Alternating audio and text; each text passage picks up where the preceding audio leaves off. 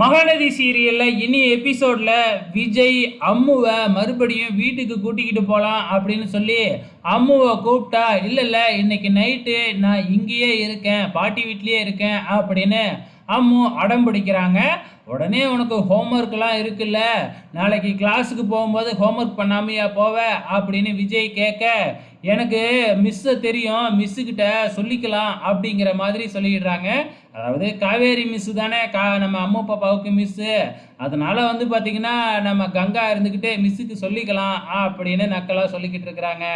So அதுக்கப்புறம் என்ன, காவேரியை அதெல்லாம் பார்த்துக்கலாம், நாளைக்கு நான் கிளாஸ்லேயே உட்கார வச்சு ஹோம்ஒர்க் பண்ண வச்சிட்றேன் அப்படின்னு சொன்னதுக்கப்புறம் வேறு வழியே இல்லாமல் நம்ம விஜய் அம்மு பாப்பாவை அங்கே வீட்லேயே விட்டுட்டு போயிடுறாப்புல. அதுக்கப்புறம் எல்லாருமே ஒன்றா உக்காந்து சாப்பிட்றாங்க. ஆனால் காவேரிக்கு ஒரே கவலை தான், ஏன்னா விஜய் இப்போ தான் கூட முகம் கொடுத்து பேச மாட்டேங்கிறாரு இல்லையா, அதனால் அதை நினச்சே ரொம்ப கவலைப்பட்டுக்கிட்டே இருக்கிறாங்க. ஸோ காவேரி இல்லாதப்ப காவேரியை பற்றி அவங்கெல்லாம் டிஸ்கஸ் பண்ணும்பொழுது இதை பற்றியும் சொல்லிக்கிட்டு இருக்கிறாங்க. ஸோ இப்போல்லாம் வந்து காவேரி வந்து விஜயை ரொம்பவுமே மிஸ் பண்ணுறா அப்படிங்கிற மாதிரி. அதுக்கப்புறம் நைட்டு தூங்கிக்கிட்டு இருக்கும் பொழுது சாரதா பாட்டி கூட தூங்கிக்கிட்டு இருந்த நம்ம அம்மு பாப்பா நேராக எழுந்திரிச்சு போய் காவேரி பக்கத்தில் படுத்துக்கிட்டு காவேரியை கட்டி பிடிச்சி தூங்க ஆரம்பிச்சிடுறாங்க. மறுநாள் காலையில் வந்து பார்த்தீங்கன்னா நம்ம நிவின் நேராக போய் காவேரி கிட்ட மறுபடியும் கல்யாண விஷயத்த பேச ஆரம்பிக்கிறாங்க.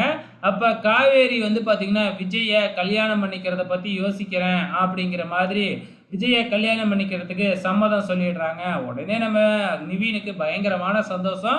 நான் இப்போவே போய் விஜய் கிட்ட பேசுகிறேன் அப்படின்னு உடனே இல்லை இப்போ பேசாத, அதை பற்றி சொல்லாத அப்படின்றாங்க. விஜயும் அம்மு பாப்பாவை அழைக்கிறதுக்காக வந்துடுறாப்புல.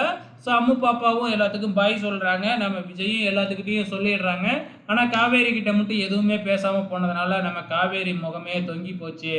ஸோ இப்போ காரில் போய்கிட்டு இருக்கும் பொழுதே நம்ம விஜயும் அம்மு பாப்பாவும் ஜாலியாக பேசிக்கிட்டே போகிறாங்க. ஸோ வெயிட் பண்ணி பார்க்கலாம் அப்கமிங்கில் என்ன நடக்க போகுதுன்னு.